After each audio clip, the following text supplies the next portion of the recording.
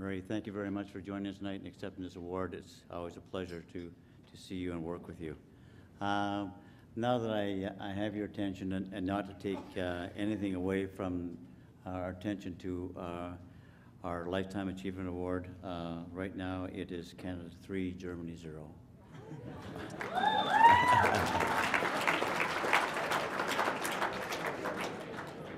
Not that anybody's interested. It's actually here. I don't actually know what the real score is. That's just what I had to, that's what I'm supposed to say. Anyways, it is now my pleasure to award the TBI Lifetime Achievement Award to this year's recipient, Dr. John Dirks, who is joined here tonight with his wife, Faye, and their children, Peter, Tara, Kara, and John are over here. Please stand.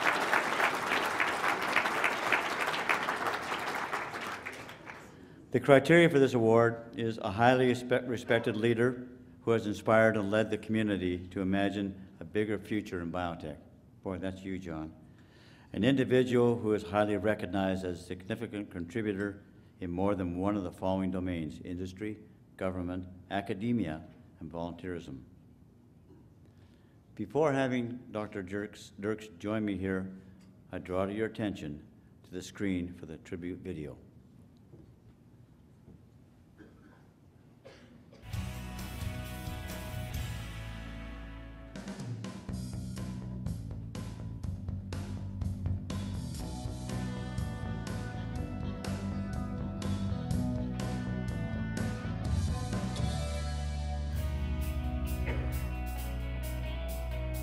Well, John is a very unique individual. I see him as a national treasure.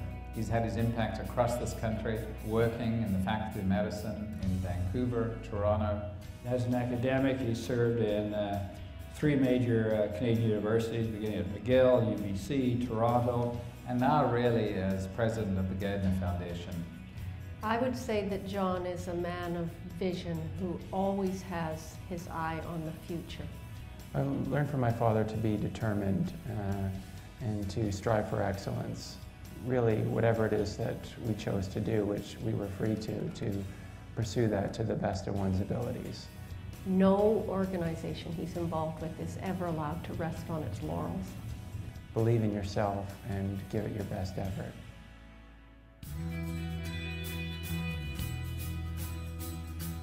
John is an extremely proactive person. He's one of those individuals who sees the cup half full. And he doesn't know the meaning of the word can't. He has a way of looking past the bad and the various blips and obstacles that come in his way and just motoring ahead in real clarity and always motivated by excellence. He always has a new idea, and when he gets an idea that he thinks is a good idea, he pursues it with absolutely dogged determination.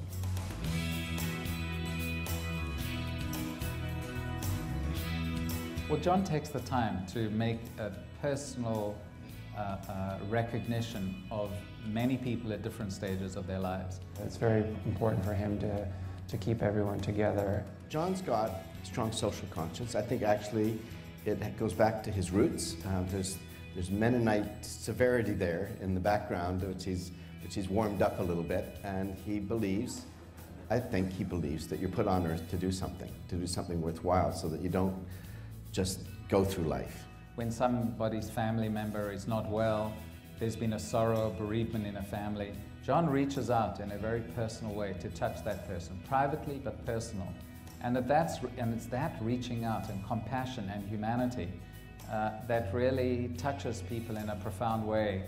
And certainly this man has not just gone through life, he's left markers everywhere, wonderful markers. And as such, people end up wanting to reach back to John and support him in his mission. So even though he's a very busy person, you feel that he really, really loves you and cares about what you're doing.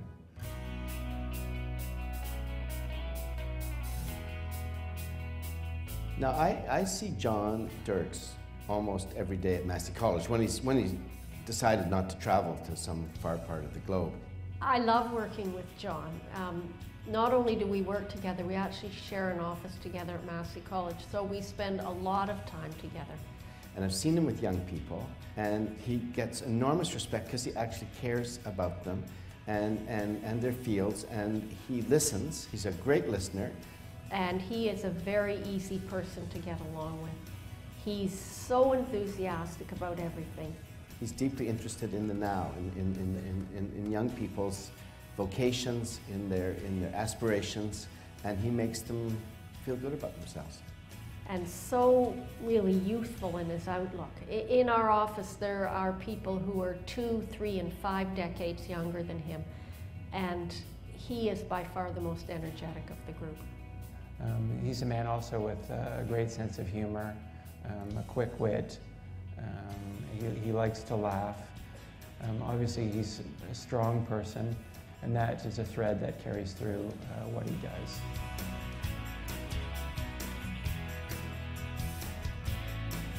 In the past 15 years, John has made it his mission to increase the profile of the Gairdner Foundation and stabilize its finances. When he started, it was a small family foundation with really not much profile outside a small scientific community. He has brought such amazing leadership and vision and creativity to this role. This essentially has been an exercise in nation building.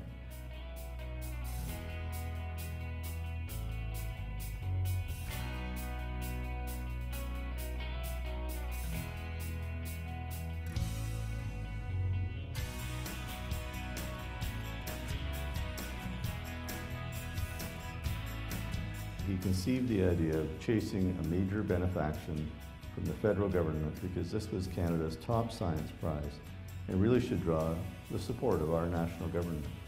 No one thought it was going to be possible. The Globe and Mail in its editorial at the time of the 50th noted, the Gairdner is now ours. It's now the Canada Gairdner International Award. It's become part of the Canadian fabric forever because John was persuasive and passionate in presenting the case to the government. And John knocked on every door, mobilized every university president he could find, strong-armed deans, got the business community behind him. He was a one-man tour de force. And in return was rewarded for that huge Herculean effort by the donation of $20 million to the endowment of the foundation. That meant that right now the Gairdner Foundation is on the best footing it's been probably since the awards began. And he has basically brought it to where it is today, which is recognized as one of the 3 top medical prizes in the world.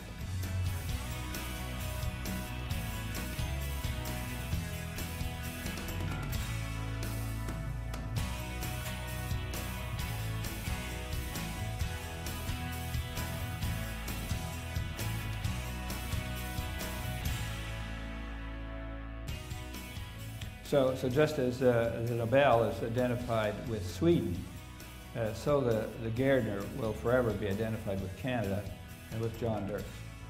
That's John Dirks, and all the while keeping his eye on scientific excellence, making sure the prize went to the best and brightest worldwide. It's an amazing legacy, and he's still at it, and we hope he keeps at it for a while still.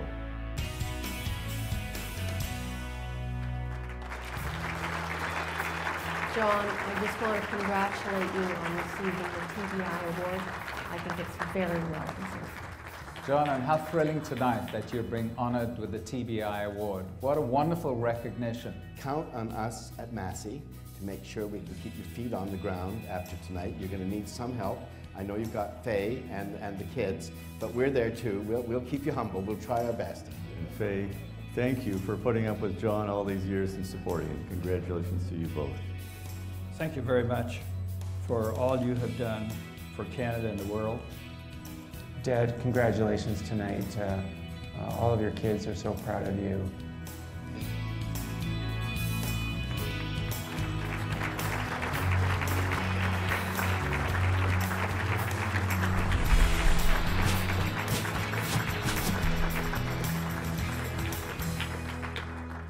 I welcome Dr. John Dirks. John? Over here. give you the got it? Good. I'll post it. Truly a remarkable man, and now he has some words that he would like to add to this evening. Dr. Dirks? Thank you very much, Lauren, and thank you, ladies and gentlemen. And thanks to all those who made this video. I just wanted to say, like Joe Goldstein, a Gairdner Nobel laureate from Dallas, says every prize is a surprise. Just like in science, when things are not looking for, pop up unexpectedly. And so this is this evening for me on being awarded the TBI Lifetime Achievement Award. As I viewed the video and listened to the generous remarks of colleagues, it was indeed a wonderful surprise. One wonders who they were really talking about. But I want to thank Henry Friesen and David Naylor and Sheila Robinson and Michael Hayden, John Fraser, my son Peter, and Heather Monroe Blumen from Montreal, and Barry Brenner, long-term nephrology friend from Boston, for all the remarks. It was very generous, I would say generous in the extreme. I want to thank TBI, led by Lauren Meikle, Dale Patterson, Matt Buse, and all the others involved in thinking of me and putting me besides the greater builders who you have honored before. And I congratulate my co-winners this evening for all their achievements. What's special about biotechnology and what we've heard today about TBI is that it's really looking to the future. We're all about building an Ontario, building a Canada that's much stronger than today, and to be better, as David Naylor has challenged us in taking discovery to commercialization and products to the benefit of all. When one looks back at a lifetime, one is obviously grateful to many people. And I begin by remembering my parents who, as a Mennonite family in the 1920s, escaped from the Russian Revolution to seek a new land of opportunity for their children. This is not a story not unlike many immigrant families. But this was in the 20s, and they struggled because there was no social net. It was a new land. They were empty-handed when they came, except for a samovar as a wedding present, which was used to make tea. And then the Depression occurred. And up to that time, things had been difficult, but fortunately, they were spared the terrible war that afflicted Europe right across all the countries. However, it was my 7 siblings and I who were the real beneficiaries of their coming to Canada in the 20s. Then I want to thank, as David Naylor has said so well, with Faye, who has put up with me all these years and been a great support and guidance, and also very grateful to my children, John, Carol, and Peter, and his wife Tara here tonight. And I'm only sorry that Martha couldn't come from Montreal this evening. I was also very lucky to be a graduate of a pioneer university in Canada at that time, the University of Manitoba, which is fair to say has groomed many people into academic medicine across this land in the United States. And a very key influence, and this would be true of anybody who starts a career, is to have a significant mentor. And there was the difficult Joe Dope, who groomed many clinical scientists from that school. And it was also in that post-war period when perhaps the first time in Canadian universities one began to see the true melting pot where peoples from many nations became one people through the process of assimilation with time. And I think it's a model still worthy of emulating in this country. I then was lucky to take my residency training at McGill, and again, there were great mentors like Douglas Cameron, who'd been through the war and still had sort of a military precision about him when he was making rounds. There was John Beck at the Royal Victoria Hospital, a brilliant man, and that's where I became closer to Henry Friesen from the very beginning, who was there, and to Charles Hollenberg, who had made such significant contributions here to Toronto and to Canada at large. I was particularly lucky, too, to be accepted at the National Institutes of Health with Robert Berliner, the stalwart dean of kidney disease and renal physiology at that time, as a mentor. And I think that still holds, is to find mentors that are exceptional, who therefore really make you into a clinical scientist or whatever in a way that couldn't be done otherwise. This also opened a permanent series of connections. You saw Barry Brenner's picture, Donald Selden of Texas, and others. I'm a great believer in excellent, friendly, scientific and people relationships with the United States. And the way I see it now, it's also become a recruiting territory for us here in Toronto and elsewhere. Biomedical research is, after all, an international undertaking.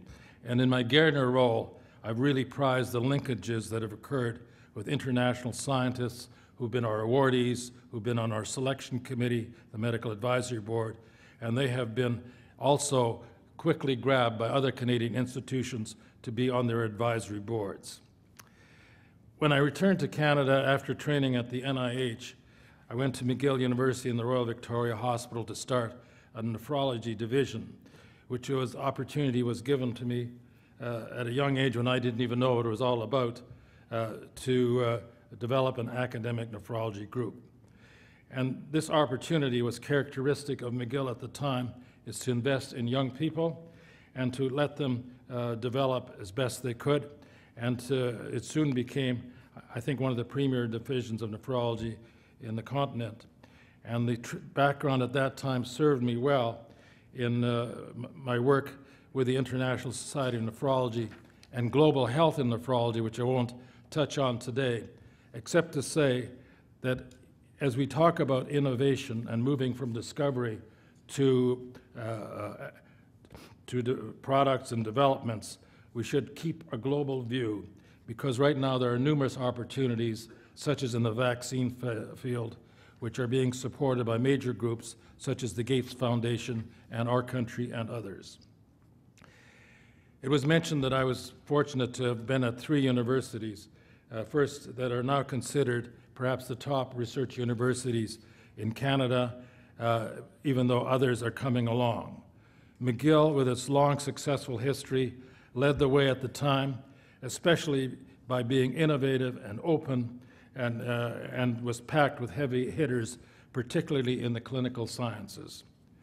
UBC was still a very developing university, while excellent in basic science with individuals such as Michael Smith, who later became a Nobel laureate, was largely bereft of clinical research in the hospitals, and we all know today that the hospitals have to be connected with the universities in order to conduct the overall academic center research enterprise. But if you were to look at UBC today in its totality, it has really emerged as one of the top 3 Canadian centers. And then to come here to University of Toronto, which is blessed with one of the most strategic locations vis-a-vis university and hospitals anywhere in Canada, indeed in North America, indeed the world. And to see how it has blossomed over the last 2 decades is something to behold. Who could have imagined this impressive constellation of resources and buildings, just at college and university and beyond? Mars, OICR, the new PMH, the renewed TGH, Sick Children's Hospital, the Lunenfeld, the Dan Building, the Donnelly Building, the hugely expanded Sunnybrook, St. Michael's, and nearby McMaster, Western York, and Waterloo. What a great regional opportunity. And I suspect that Mr. Malloy feels lucky on occasions too to see this strategic development in our province. And to see them focus on cutting-edge research such as stem cells and regenerative medicine, cancer genomics, cell signaling, imaging, and so much more is indeed impressive. And I think we are really in a world race for great achievement. Maybe we're not quite on the highest podiums yet, but I think we can be there in a short period of time. I want to focus briefly on 2 other issues, namely leadership and excellence. First, as regards leadership. It's very hard to identify any research institution that has not had excellent leadership. I was just reading yesterday in a book about the American University how Stanford was transformed over about 15 years because they had benefited from 2 outstanding appointments in the President Provost's office. Now, those of us in this room who, like Sinatra, are in the September of their years, like me and a few others, can recall how hard the initial beginnings were, how tough it was, how few the resources were. And now we see these magnificent facilities, and not only here in Toronto, but I've traveled for Gairdner from coast to coast, and through CFI and other foundations and agencies in this country, you will see, from Charlottetown to Victoria, impressive research buildings. And this country and this province should be proud of that. And tribute should be paid to individuals such as in this room, Lou Siminovich, and others who we remember were spoken of today, like Mike Smith, Cal Stiller, John Evans, and the many others who helped through their vision to bring this about. And fortunately, they're succeeded by young people. I saw Tom Hudson over there, who are bringing new ideas, new skills, and new means to make this all happen. And all are emphasizing discovery, which is the root of the pipeline, but which will, in the long run, lead to major benefits in commercialization. Now, fortunately, governments in the last 10 or more years in both Ottawa and here at Queen's Park have seen more and more the bigger picture. And so that even though there are still important steps to be taken and promises to keep, as it were, we can say that investment and leadership should be one of those at the highest level in order that we do indeed move forward. Now, when it comes to excellence, it's obvious, and we've heard a bit about it on